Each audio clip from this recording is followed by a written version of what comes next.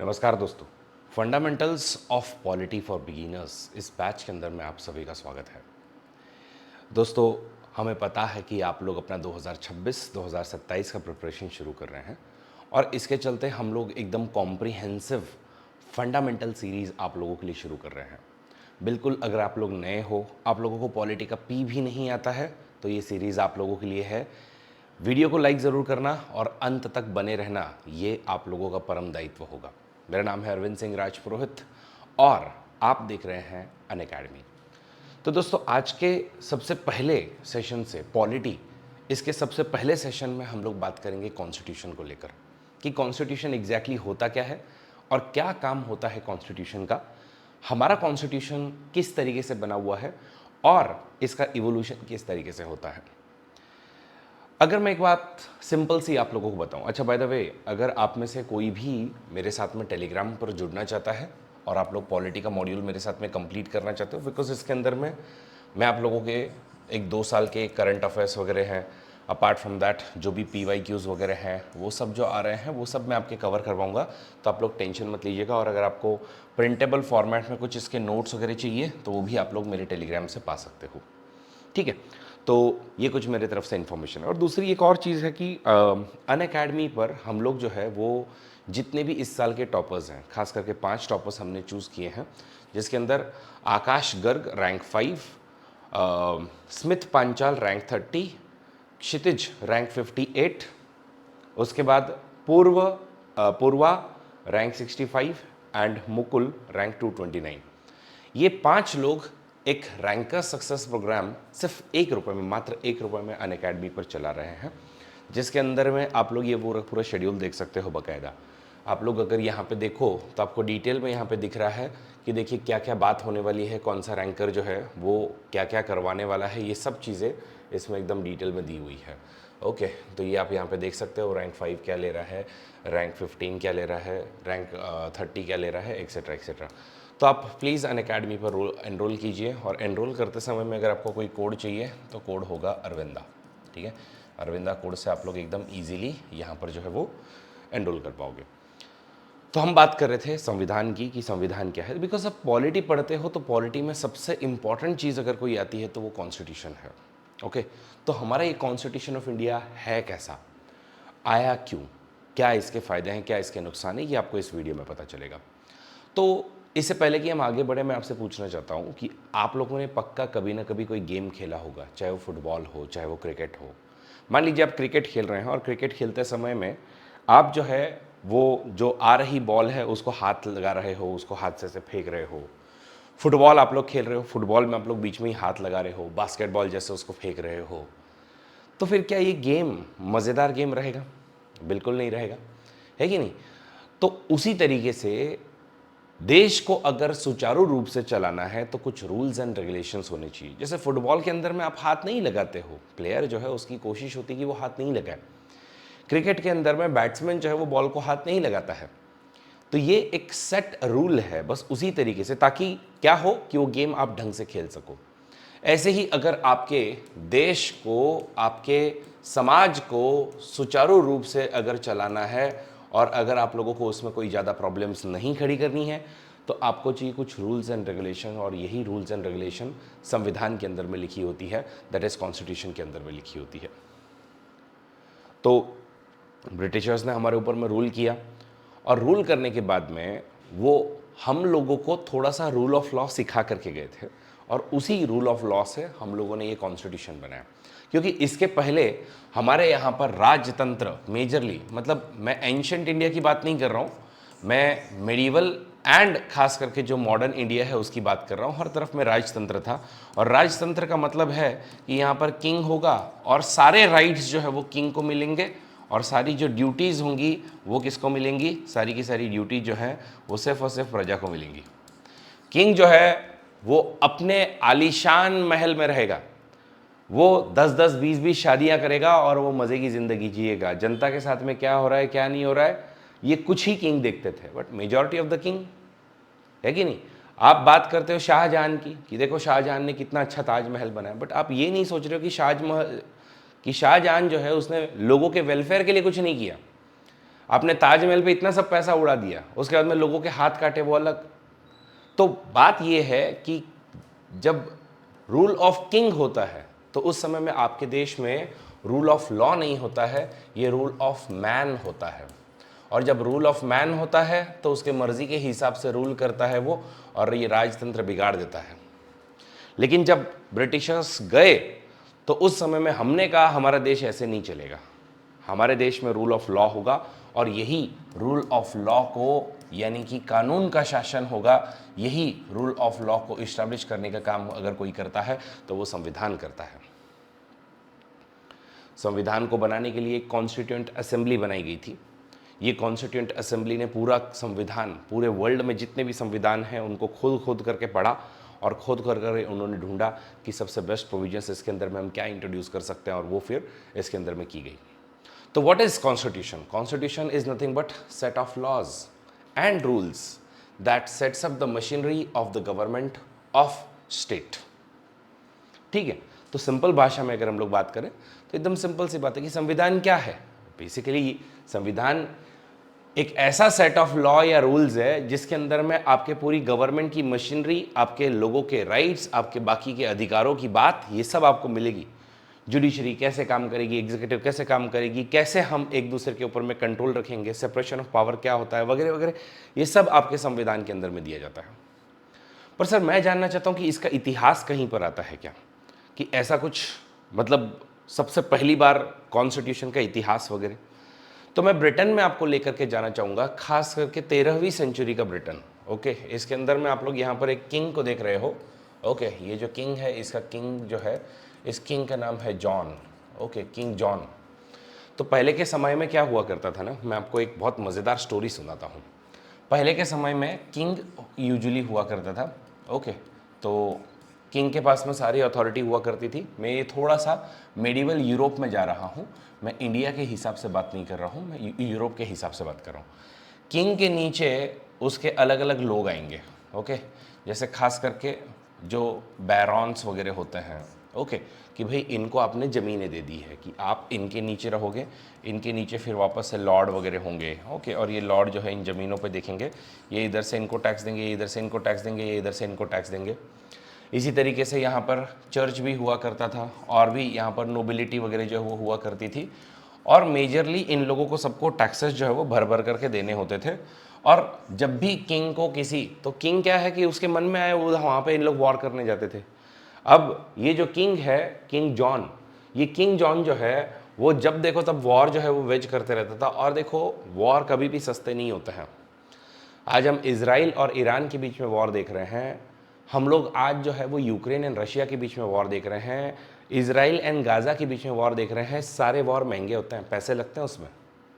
और उसमें भी अगर आज आपने एक वॉर लड़ा, अगला वॉर आप दूसरा लड़ रहे हो फिर, और ये वॉर लड़ने के लिए कोई किंग थोड़ी रोज रोज निकल जाएगा। वो तो कहेगा हाँ भाई अभी की बार हम लोग फ्रांस के ऊपर में हम लोग अटैक करने वाले हैं, फ्रांस को हम लोग देखेंगे। तो आप तो यहाँ से शुरू कर दिए वॉर, आपने तो शुरू कर दिया, यहाँ पे उनको जा करके लड़ना है, उनको जा करके मरना है, और उसके लिए जो पैसा लगेगा, टैक्स लगेगा, वो भी इन्होंने ही जमा करना है। तो ये जो सब बैरॉन्स थे, ये सब जो है वो इकट्ठा हुए और एक बार जो है वो किंग जॉन के पास में जाते हैं। कब? 1215 के अंदर में। और उन लोग अपनी कुछ डिमांड्स रखते हैं, एक चार्ट बनाते हैं यूजुअली। ये देखो, ये आप लोग यहाँ पे देख रहे होंगे, एक चार्ट बनाते हैं, और इस चार्ट के अंदर में जा करके इन लोग अपनी डिमांड रखते हैं। ओके, तो इसी को कहा जाता है मैग्ना कार्टा। ठीक है, इसी को कहा जाता है मैग्ना कार्टा। 1215 का इवेंट है। सबसे पहली बार हम लोग जो है वो संविधान की रचना यहाँ पर देखते हैं कि इस तरीके से रूल्स एंड रेगुलेशंस बनाए जाते हैं कि टैक्स कब रेज किए जाएंगे, कब रेज नहीं किए जाएंगे, जनता के या बैरॉन्स के जो है वो क्या हक होंगे, किंग्स के ऊपर में क्या लिमिटेशंस होंगी, ये सब इसके अंदर में की जाती है। वो बात अलग है कि बाद में इसको कैंसल आउट वगैरह कर दिया जाता है, एक्सेट्रा एक्सेट्रा। बट एनीवेज शुरुआत वहाँ से होती है, और इसीलिए हम लोग जो है वो कॉन्स्टिट्यूशनलिज्म की शुरुआत भी यूके से ही देखते हैं, दैट इज़ ब्रिटेन से ही देखते हैं, और आगे जा करके यही कॉन्स्टिट्यूशनलिज्म हमारे देश के अंदर में भी आता है। बाकी गाइज, अगर आप लोग political science and international relations करना चाहते हो, ओके, तो मेरी बैच शुरू हो चुकी है 16 जनवरी। ओके, 16 जून से शुरू हो गई है political science and international relations की। बाकी भी आप लोग देख रहे हैं कि अलग अलग ऑप्शंस हैं हमारे पास में। अगर आप कॉम्बो सब्सक्रिप्शन चाहते हो मात्र 32,999 के अंदर में आपको मिल जाएगा। ठीक है, कोड आपको यूज़ करना है अरविंदा। तो बेसिकली बात यह है कि संविधान क्या फंक्शन करता है, संविधान का काम क्या है। तो संविधान का जो काम है वो एक है कि सेट ऑफ बेसिक रूल्स आपके देश को देना कि भाई ये रूल्स हैं, इसके हिसाब से हमको चलना होगा। दूसरा क्या है कि अगर कल को मैं पावर में आता हूं तो सबसे ज़्यादा खतरा जो है लोगों को मुझसे ही होगा। मतलब क्या, मतलब देखिए 3 ब्रांचेस होती है। एक को हम लोग कहते हैं एग्जीक्यूटिव। तो एग्जीक्यूटिव मतलब कौन है, एग्जीक्यूटिव मतलब जो है जो अभी फ़िलहाल रूल कर रहे हैं या फिर रूल एग्जीक्यूट करने का काम कर रहे हैं। ओके, उसके बाद में we have one more body जिसको हम लोग पार्लियामेंट कहते हैं या फिर इसी को हम लोग लेजिस्लेचर भी कहते हैं। तो इनका काम है रूल मेकिंग का, ओके, लॉ मेकिंग का। And then there is a judiciary, और ये जुडिशरी जो है इसका काम है इनको एडजुडिकेट करना। एडजुडिकेट का मतलब है कि इन लोग जो भी है ढंग से रूल बना रहे हैं नहीं बना रहे हैं, इन पे चेक्स एंड बैलेंस रखना, एक दूसरे के ऊपर में रखना। तो रूल एग्जीक्यूट करने वाला, क्योंकि सारी सत्ता उसके हाथ में है कि नहीं, क्योंकि पुलिस किसके हाथ में होगी, इसके हाथ में है। आर्मी किसके हाथ में है, इसके हाथ में है। ठीक है, तो सब कुछ उसके हाथ में है। तो कल को या तो इनके ऊपर में अटैक कर सकता है, इनके ऊपर अटैक कर सकता है, या फिर इनसे भी बुरा जनता के ऊपर में अटैक कर सकता है कि जनता जो है वो कुछ कहना चाहती है और उसको आप दबा रहे हो। तो जो पावर में होता है यूजुअली वो ट्राई करता है कि वो वापस पावर में रहे, और उसको अगर कोई चैलेंज करना चाहता है तो उसको किसी न किसी तरीके से दबा दिया जाए। तो मेजरली जो जनता है उनको अगर किसी से खतरा है तो वो होती है गवर्नमेंट। गवर्नमेंट जो है उनके हक जो है उनका हनन कर सकता है, उनके राइट जो है वो वायलेट कर सकता है। और अगर वो आपको रोकना है तो आपको कहीं ना कहीं इस एग्जीक्यूटिव के ऊपर में लिमिटेशंस डिफाइन करके देनी पड़ेंगी। ओके, तो कहीं ना कहीं आप लोगों को बताना पड़ेगा कि गवर्नमेंट कैसे बनने वाली है। It lay out the fundamental principles according to which the state is constituted और govern. And apart from that सबसे इंपॉर्टेंट चीज कि भाई गवर्नमेंट के ऊपर में लिमिटेशन लगाना पड़ेगा। हमारे देश के अंदर में जो फंडामेंटल राइट्स है वो क्या है, fundamental rights are nothing but some limitations on the government. Fundamental rights का सिंपल काम जो है वो यही है कि गवर्नमेंट के ऊपर में लिमिटेशंस लगाना। तो ये काम जो है वो कौन करेगा, संविधान करेगा। तो संविधान बेसिक सेट ऑफ रूल्स बताता है, गवर्नमेंट कैसे बनेगी ये बताता है। कोई कहेगा गवर्नमेंट कैसे बने, कोई बोले नहीं इसके फादर जो रूल कर रहे थे अब इसका बेटा भी रूल करेगा, अब इसका भी पोता रूल करेगा, ऐसे चलेगा। तो ऐसे नहीं चलता है। कोई कहेगा मैं ज़्यादा पढ़ा लिखा हूँ तो मेरा रूल होना चाहिए, कोई कहेगा और कुछ कहेगा, कोई और कुछ कहेगा।